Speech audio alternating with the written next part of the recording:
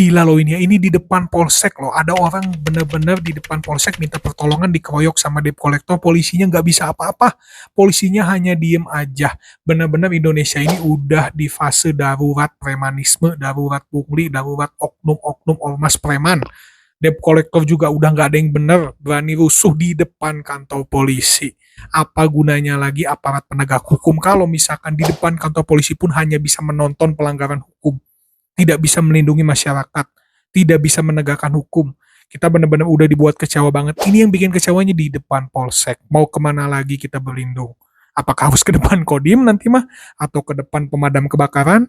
Benar-benar memalukan. Ini sih bukan hanya pelakunya yang harus ditindak, tapi juga oknum polisi yang hanya bisa berdiam diri di situ harus ditindak. Ngapain kalian di situ ya? Ini udah benar-benar kacau ini. Mulai muncul.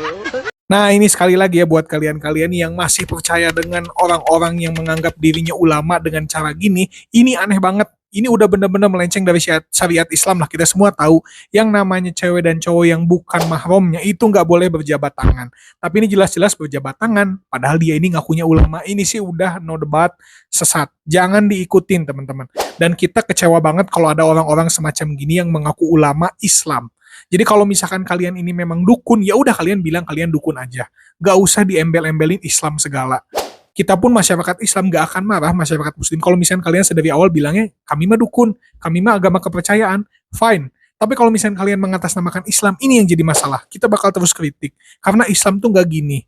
Islam itu tidak melakukan penyembahan, apalagi yang beda mahram sampai sentuh-sentuhan gini di satu majelis. Enggak, ini bukan Islam cuy.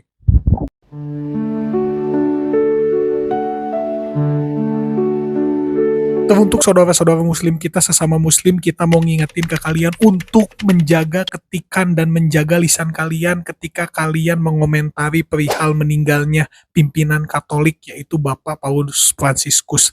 Hati-hati banget ketikannya dijaga cuy. Gak usah ngeluarin bahasa yang aneh-aneh, gak usah ngeluarin ketikan yang aneh-aneh. Kalau misalkan kalian memang gak simpatik, gak suka, di skip aja. Islam itu jelas-jelas mengajarkan kita untuk menghargai sesama manusia. Kalau ada sesama manusia meninggal meskipun beda agama, ya kalian cukup berbela-sungkawa. Dan tidak menghina sesembahan agama lain. Itu jelas banget di Al-Quran cuy. Tolong ini yang muslim nih, jangan malu-maluin. Kita ini umat Nabi Muhammad sudah dididik dengan sangat benar. Kalian yang mengaku Islam tapi nggak baca Quran, nggak ngerti yang gini, nggak usah komen aneh-aneh. Jadi nggak usah aneh-aneh. Bahkan sekelas Menteri Agama pun respect kan sama Paus Fransiskus. Kurang paham apa tentang Islam beliau. Jadi nggak usah merasa lebih pintar gitu. Udah kalian nggak usah aneh-aneh. Anda masih bersama kami pemirsa di Apa Kabar Indonesia Akhir Pekan. Kita hadirkan. Melihat banyaknya kasus yang terjadi terhadap oknum-oknum aparat kayak yang ada di video tadi ya, kita semakin yakin kalau misalkan terjadi kesalahan dalam pertama itu perekrutan yang kurang selektif dan kurang bisa melihat mental dan juga kejiwaan dari si calon aparat, sehingga ya dia jiwanya gini gitu, jelek. Nah itu yang satu. Yang kedua juga menurut kita adalah ini teman-teman, ini penting banget. Harus ada tes kejiwaan berkala di kepolisian ataupun di TNI, aparat ataupun perangkat pemerintah atau dokter gitu ya. Karena memang terjadi kasus-kasus itu sering banget. Jadi harus ada tes kejiwaan. Yang ketiga terakhir ini penting banget juga teman-teman. Harus ada namanya itu kontrol power. Kenapa polisi bisa gini, kenapa TNI bisa gini, kenapa dokter bisa gini? Karena mereka ini merasa punya kuasa. Mereka ini merasa lebih tinggi, lebih kuat ketimbang orang yang dia jadikan korban gitu ya. Harus ada control power dan controlling yang jelas, controlling yang ketat, supaya nggak terjadi lagi gini cuy. Ini sering banget cuy.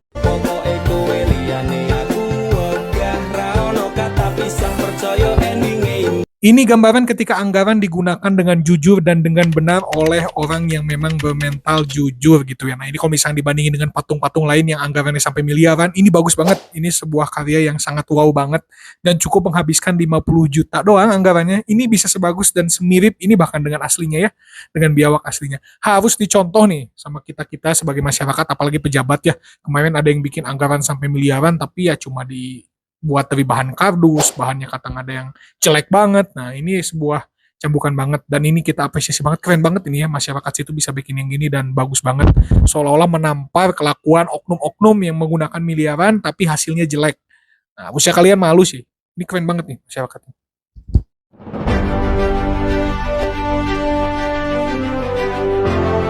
Indonesia ini bukan hanya pemimpinnya yang berjiwa korup, tapi rakyatnya pun nyatanya berjiwa korup.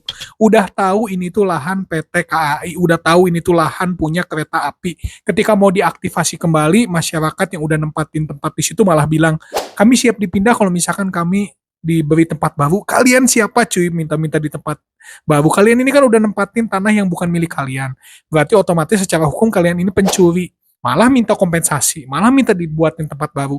Harusnya kalian itu langsung pergi gitu. Tahu diri lah, ini kan udah tahu dari awal lahan punya kereta gitu ya, kereta api. Kalian masih pakai jiwa-jiwa maling dan jiwa-jiwa korup macam gini tuh tidak pantas untuk dinormalisasi.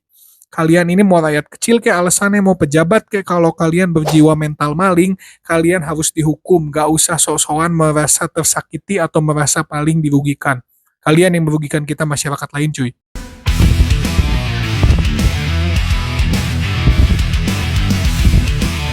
Inilah kenapa yang kita bilang berkali-kali yang namanya pungli, yang namanya parkir liar, yang namanya parkir ilegal itu nggak akan pernah bisa dibumi hanguskan dari Indonesia. Karena ya gini, nggak ada tindakan yang tegas dari penegak hukum. Ketika misalkan udah ketangkep ya sanksinya cuma minta maaf, sanksinya cuma damai gitu. Nah ini bakal terulang lagi hal-hal gini. Karena yang namanya penjahat itu cuy, cuma dikasih untuk minta maaf, ya dia bakal ngulangin lagi, cuma minta maaf doang, nanti ngulangin lagi gitu. Ketambah lagi kan memang yang namanya pungli gini tuh nggak diberantas sampai ke akar-akarnya. Padahal kita ini tahu pungli itu di belakangnya siapa. Preman-preman ini tuh di belakang itu kelompok-kelompok mana. Tapi kenyataannya nggak pernah diberantas, diperparah dengan hukuman yang nggak tegas. Ya udah aja ini mah nanti bakal terulang lagi. Ya kita lihat aja sebulan 2 bulan ke depan kita yakin banget bakal terulang. Dan bakal viral lagi, minta maaf lagi, viral lagi, minta maaf lagi, nggak beres-beres ini masalah. Mungkin sampai Dajjal turun pun nggak beres-beres ya cuy. UGM itu untuk bersikap netral, sama-sama kita berjuang. Jadi ini benar-benar kebodohan dan kesalahpahaman yang dipertontonkan di depan publik. Yang bikin kita lebih sedih adalah orang-orang yang mempertontonkannya ini itu adalah seorang akademisi dengan gelar dokter, dengan gelar sarjana, dengan gelar magister. Ini sangat-sangat mencontohkan sesuatu yang jelek ke masyarakat. Kenapa kita bilang gini? Kalian sekali lagi kalau misalkan mau nuntut ijazah seseorang itu palsu atau enggak, gunakan jalur yang memang ada di hukum. Gunakan jalur yang memang benar di Indonesia ini. Kalian ajukan ke pengadilan. Kalian ajukan ke persidangan kalau ini tuh ijazahnya palsu. Bukan kalian mendesak pihak-pihak, misalkan mendesak kampusnya, mendesak orang yang punya ijazahnya. Karena yang namanya ijazah, KTP KK itu kita tegaskan lagi itu tuh data pribadi cuy. Data diri yang itu tuh dilindungi hukum. Jadi kalau orang yang nggak mau ngasih, kampus yang nggak mau ngasih ya, fine-fine aja karena memang dia dilindungi hukum gitu. Nah ini kalian gini aja nggak paham gitu loh. Padahal gelarnya pada panjang-panjang ya. Sedih banget sih. Pendeta sebelum masuk wantawanan ada yang disampaikan Pak. Pak Pendeta apa juga Pak Pendeta? Untuk himbauan kepada jemaat kami Pak Pendeta. Tidak ada satupun agama yang ngajarin kita buat jadi maling. Tidak ada satupun ajaran agama yang ngajarin kita buat korup. Makanya ketika misalkan ada kasus yang menimpa ulama atau yang menimpa para petinggi-petinggi agama lain selain Islam, apapun agamanya, ini kita harus bisa menilai kalau ini tuh tindakan dia sebagai pribadi, sebagai manusianya. Tidak mencontohkan atau tidak menggambarkan agama tersebut. Karena yang namanya agama kita selalu yakin apapun agamanya terutama yang ada di Indonesia ya itu pasti nggak mengajarkan jadi pencuri, nggak mengajarkan jadi penjahat, pasti dia mengajarin yang baik-baik. Nah ini yang harus dipupuk di pemahaman masyarakat kita. Jadi kedepannya kalau misalnya ada petinggi agama, ada orang-orang alim ulama dari agama apapun melakukan kejahatan, jangan dicerca agamanya. Agamanya ini pasti mengajarkan kebaikan, tapi orang pribadinya yang korup, mental orangnya yang jelek, sehingga agama ini dimanfaatkan untuk kepentingan dia. Gitu ya, jangan debat agama aja cuy, bosen. Polisi menangkap dokter BPJS Universitas Indonesia berinisial MA terkait kasus pornografi. Sebagai fenomena gunung es ya, setelah kemarin ada kasus dokter spesialis PPDS di salah satu kampus ternama dan rumah sakit ternama di Bandung, ada lagi kasus di Garut. Dokter spesialis juga, ada lagi kasus yang katanya dokter di IGD melakukan gitu. Ada lagi kasus terhadap selebgram. Dan ini yang terbaru ada lagi kasus dari dokter PPDS juga di salah satu kampus ternama di Depok. Dan kampusnya ini kita semua tahu lah ini kampus bagus banget ya, 3 besar lah. Nah kalau misalkan hal-hal gini terjadi terus-menerus dan terjadinya itu di profesi yang sama kayak gini, berarti memang ada yang salah dari rekrutmen atau dari penerimaan kedokteran di Indonesia gitu ya. Nah ini kalau kita lihat sih mungkin mental dari dokter ini entah memang karena mereka keluarga kaya raya jadi bisa merasa seenaknya dokter-dokter ini, intinya mentalnya harus dikelola. Kedepannya menurut kita berarti kedokteran ini harus ada tes kejiwaan karena dokter ini kan menyangkut nyawa ya, harus benar-benar lah. Saya pada saat itu berhubungan dengan karyawan. Di sirkus kan tidak boleh berhubungan dengan orang luar. Terlepas dari kasus yang baru mencuat ini gitu ya, yang namanya sirkus itu kita selalu di posisi menolak. Kenapa? Sirkus itu mengeksploitasi para hewan secara langsung maupun tidak langsung. Jadi ini buat masyarakat nih, anak-anaknya jangan ditanamkan untuk suka menonton sirkus menurut kita. Yang namanya sirkus itu pasti hewannya dieksploitasi cuy. Entah itu dipaksa untuk berlatih gini, dipaksa untuk melakukan itu, dan itu jelas-jelas hal yang tidak manusiawi. Jadi nggak usah lagi kita itu membenarkan yang namanya sirkus ya.